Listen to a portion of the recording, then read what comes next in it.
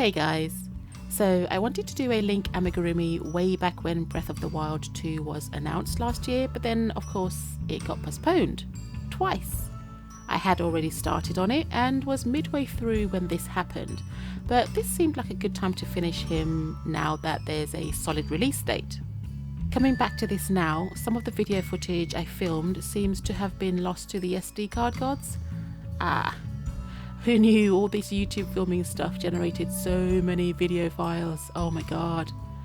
I also remembered that I was working on the Link from the Switch remake of Link's Awakening, so... oh boy. Well, this will be interesting. Since most of my footage went questing, I guess I'll talk about the materials I used.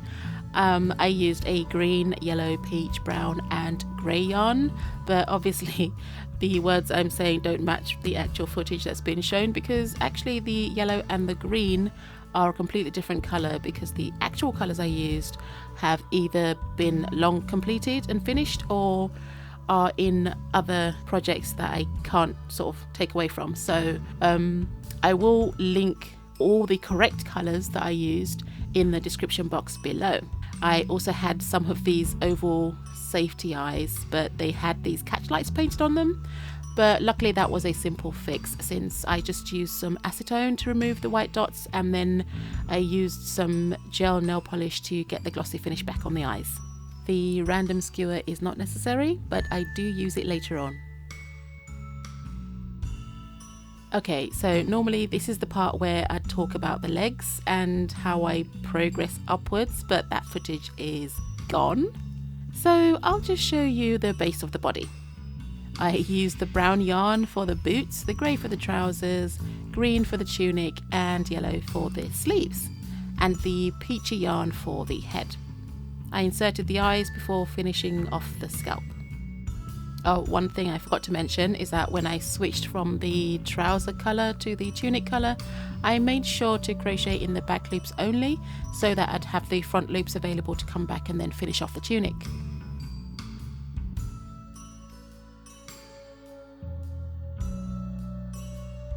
So turning the amigurumi completely upside down, I just went through the front loops and single crocheted all around to anchor my stitches.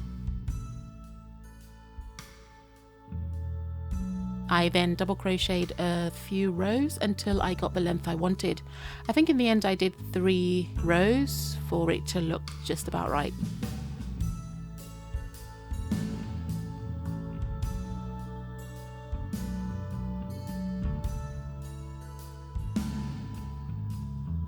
I made the belt off camera because it was really simple. I just used brown yarn and crocheted a belt for Link. In Breath of the Wild he has multiple belts, but for Awakening I only needed the one. I also got some of these cute little tiny belt buckles, and unfortunately since this was around last year or so, I can't actually remember where I got them from, but they sure are super cute and I love them so much. So with the magic of editing, I just threaded the belt through the buckle and sewed it onto the tunic at the back, and voila!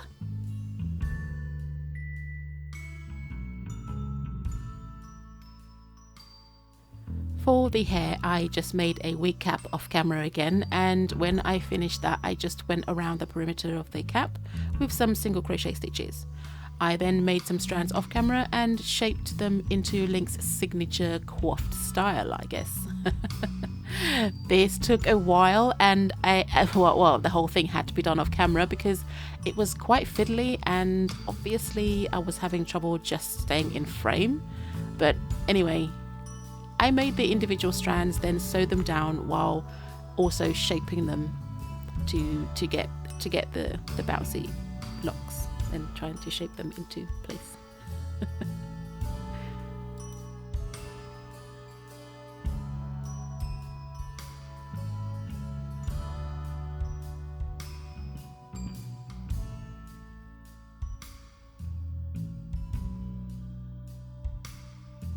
Okay, so I have nothing to show for the ears. I mean, at this point, I'm wondering whether I actually turned on the camera when I was doing things, or maybe I was just turning it off and thinking I was turning it on. But anyway, let's just say I made some elfish ears and I attached them onto the side of his head after I'd shaped the hair.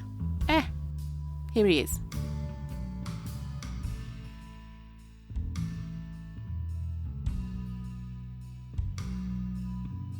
To make his hat, I started off by getting a measurement of his head. Well, if you're like me and you don't like using precise measurements, which I don't, then just slightly measure his head off camera or slightly out of frame, and then it will just create the illusion that you're being precise. Or you can edit your script to make it look like you weren't struggling to keep in frame. Anyway, using that measurement, I worked as many chains as I needed to reach that length and then used a slip stitch to join to the other end.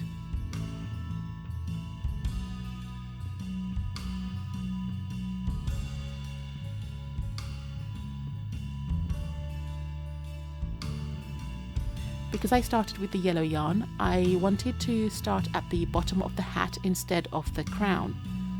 I used half double crochet to build up the hat quickly, and after a few rounds I just started decreasing until I got to a point and ended up with my pointy little elf hat.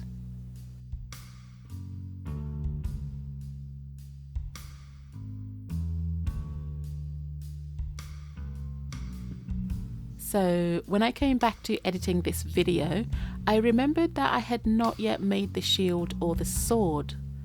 Can't let Link go without them. I mean, it's dangerous. So starting with the shield, I made a paper template to use as a guide. If you struggle with symmetry, I'd suggest you do what I did, which was to get a piece of paper, fold it in half, and then draw one half of the shield.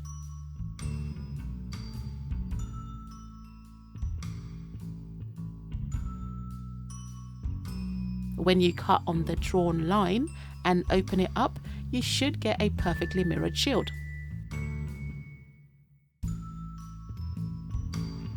Anyway, after I got the size I wanted using blue yarn, I then crocheted in rows, increasing and decreasing using the paper shield as a template.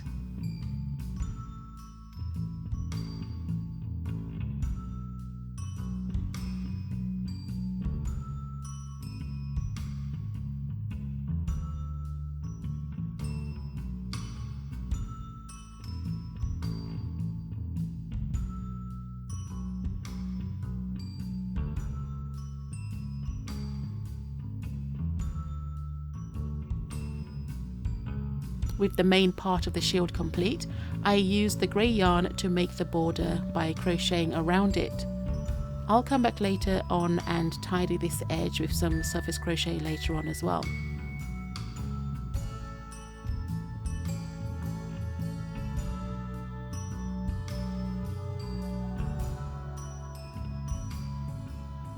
The next part is to embroider on details of the shield, but this was making me slightly nervous, so I'm gonna just pop that away for now, and then we'll come back to that later.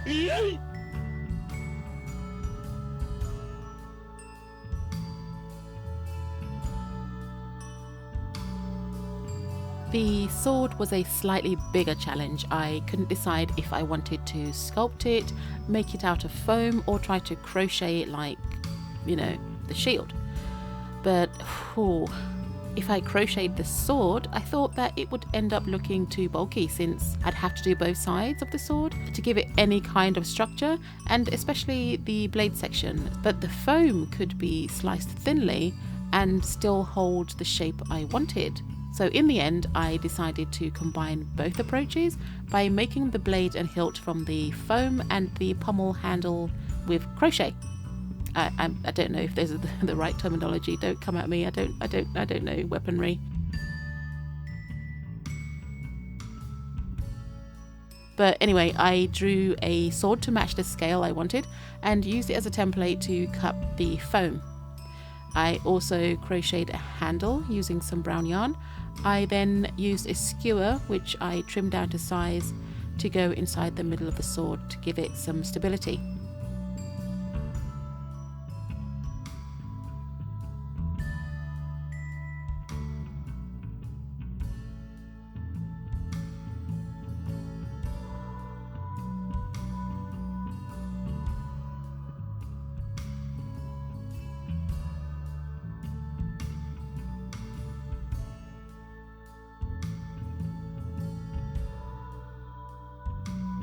I glued the skewer into the handle part of, into the crochet, and sandwiched it between the foam sheets.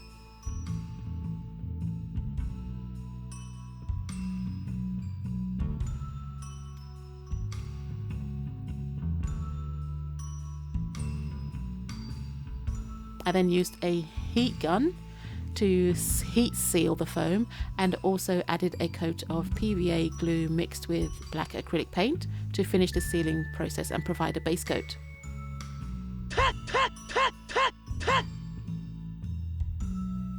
When that glue/paint layer was dry, I then painted the blade silver and painted the pommel bronze. It's very shiny. After that, I did a coat of sealant, which was just clear acrylic sealant, and then used my heat tool to dry it faster.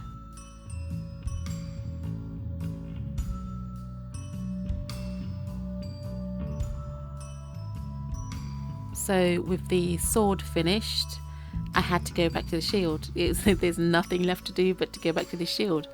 But I found another couple of ways to procrastinate even longer. So I found some elastic and cut out some pieces and attached that to the back of the shield so that Link would be able to hold his shield up.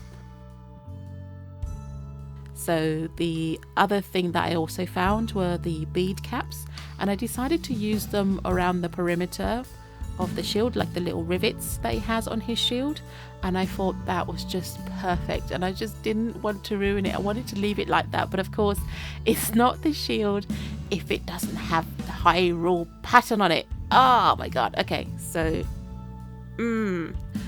procrastination time over. It's time to get on with it.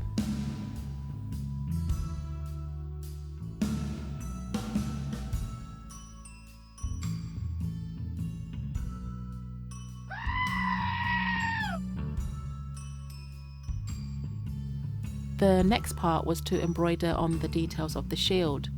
Now this was a little frustrating since I mentioned before that I struggle with symmetry, but after some off-camera work again and a lot of perseverance, I ended up with a shield that I wasn't totally upset with. And actually I think it's really rather good. I'm so proud of myself. I had to do a little dance. I had to.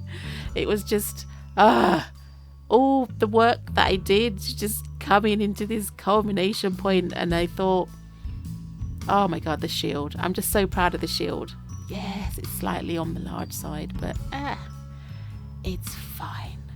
It looks fine. It's the toy version of Link. His shield is overly massive. I mean, it's his entire body. It covers his entire body. So yeah, actually in my scale, the shield is actually just a little bit too small for him. But anyway, there we go.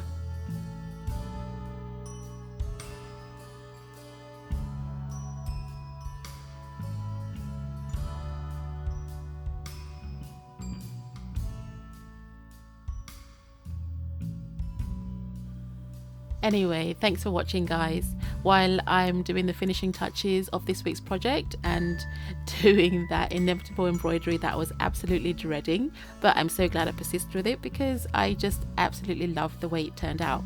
I'd just like to ask you to please like, share, comment, and even consider subscribing if you like the content I create. Don't forget to hit that bell button to be notified whenever I upload a new video.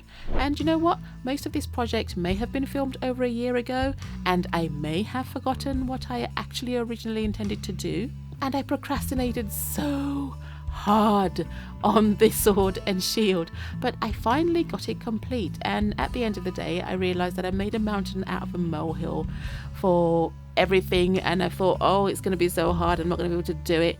And then I just did it in the end, because at the end of the day, if you don't try it, you will never know if it works out, and I'm glad I did.